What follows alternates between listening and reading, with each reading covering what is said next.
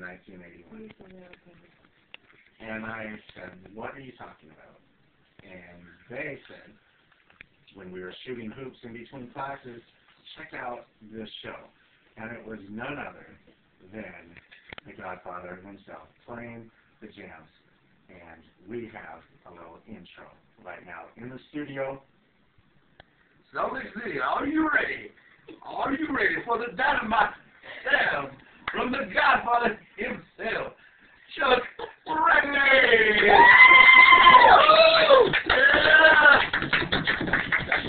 That's for an old guy. Good morning. Good morning. How's it going? Yeah, KRCL. It's not going away. It's just changing a little bit. So everybody, gotta change. We are talking, Godfather, about the beginning and the end. And as this is the end, let's take it on back to the beginning and how you got started here at KRCL with the music that no one else was playing. Well, KRCL actually had a couple of R&B shows, but they didn't have any on in the daytime. And the way I got involved with KRCL was really strange. My daughter was in Head Start, and they went on a day trip, a field trip. And where they went was down to the KRCL studios. And I had heard it a couple times, and I was down there most of the day, and I talked to somebody, and they said, oh, well, come on down and sign up, and we'll teach you how to do stuff, and maybe you can go on the air. And I actually did. And as I said, they weren't on during the day, 24 hours. And when they did, they needed somebody to do a morning show, and I was working nights, so I was available, so I started Friday mornings, 1980. You took my job. Hey, that was a long time ago. You guys were kids. Yep. I was a freshman in high school. You were? 1981. Sam was in high school too then. I met Sam in high school.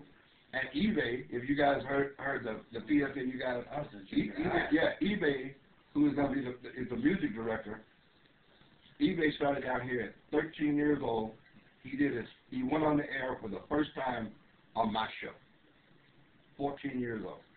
That's a long time ago. Wow. Yeah, that was a long time ago, but it was fun. And like you said, nobody was playing the stuff that I played during the day. As a matter of fact, they didn't even want me to play R&B. They wanted me to play jazz. Well, I didn't know that about it. Well, I knew some jazz, but I didn't know enough to play. That's what you like to play now. Yeah. Thanks a lot. But I said, well, let me do a little R&B and see how people like it, and then we'll see what you think. And after a couple of weeks, nobody said anything, so I kept playing R&B. So what happened when they told you they didn't like that song? If I played it, if you didn't like it, tough. I love that. I was telling them there were a lot of people that called up, and people they don't want you to talk over the music. Hey man, I'm taping, and I don't, you're talking over. I don't want to hear your voice. And when you taping my music, I bought it, and I took the day off work to play it. So you're gonna hear my voice too. I'm gonna try that. I'm gonna try your thing tonight when the DJ tonight. It works, man. It works. Can you play this? Don't play this song. I'm gonna say no. I bought it. That's right. It's your song. I'm gonna talk over it. That's right. If you want to talk over it, talk over it.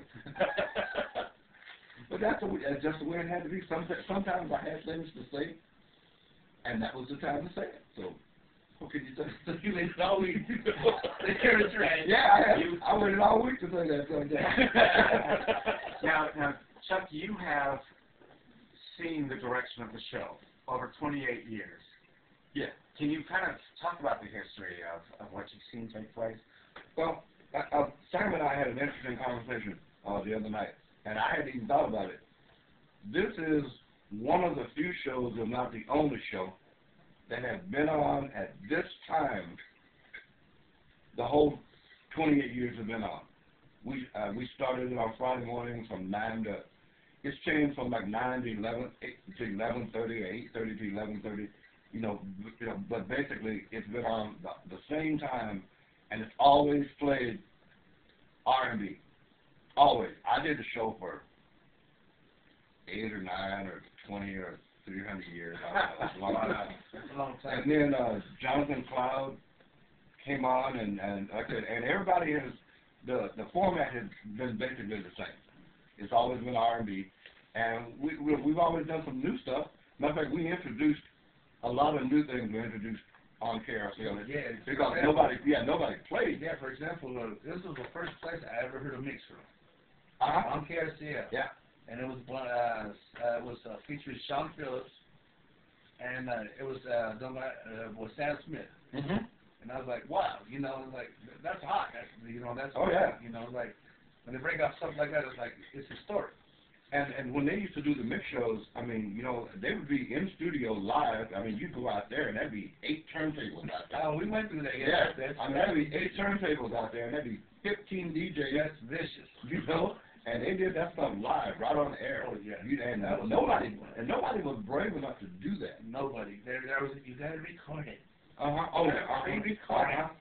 No, if you're a DJ, that's how you feel. If you're doing a live broadcast, it's gotta be live. Why tape it? Because if there's a mistake, you know, blame it on the meter. There you go. Oh yeah, back in the days we played records. Records. I know some of you guys don't know what those are. You know, vinyl. Yeah, I still have some of those. Yeah. I do too. We used to carry crates, and when we first started, the station was upstairs. A lot of you guys probably don't remember that, the Blue Mouse.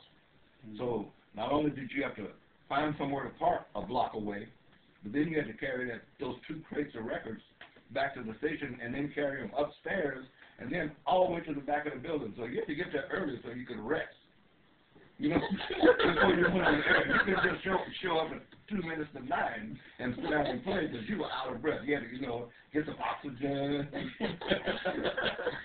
You had to work for your crap back in those days. And we had the oldest equipment the world has ever seen. We did. We had some equipment that had knobs this big on it. Great big knobs and carton machines. We put out good music. Nobody knew we were playing on old stuff. It was great. I remember coming in, and I was so impressed when I came out here. We didn't have those nice techniques that you guys got lucky enough to play on. Didn't have those. I was just seeing if Sonia had anything that she wanted to say. Always have something to say. I do always have something to say.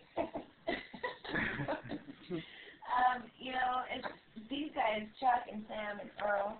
I do remember listening to them. Oh, well, Chuck, maybe not you, sweetheart. I do love you. I can believe that. I do love you. But, you probably heard me, but you were probably in '82. Yeah, and you were probably still eating pablum, so it was okay. Yeah, exactly. But you know, these guys are legends, and I just I got a lot of shout outs this last week saying that how much you're going to be missed.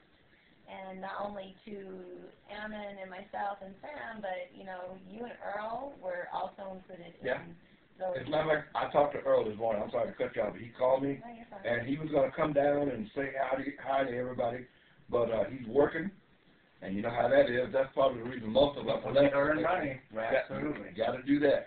But he's out driving the cement truck, so if you see a cement truck coming, and you see the guy in driving, kind of rocking around, you probably ought to just move out of the way. Yeah, for sure. Yeah, you probably ought to just move. It's Earl B. But he said he wanted to thank all the people for all of the support throughout the years, and I'm the same way. I still talk to people. Well, you know, like Ammon, those guys. I met people back in the 80s, and I still call a lot of those people friends. So it's been a long time. It was great to do it. I mean, and I did the morning show, and then I did the afternoon show. So I've been involved with KRCL in some capacity since 1980. So I think a lot of radio DJs, they're there because maybe it's a career or whatever. But here, I believe with you, Godfather, that we had real passion about the music, and that's what I've always noticed about this show. And that was with Earl, and very much with Sam, and the effort that he put in and took the time to prepare, and of course you, just real passion. You loved the music that you were playing. You were not a fill-in voice in between the songs.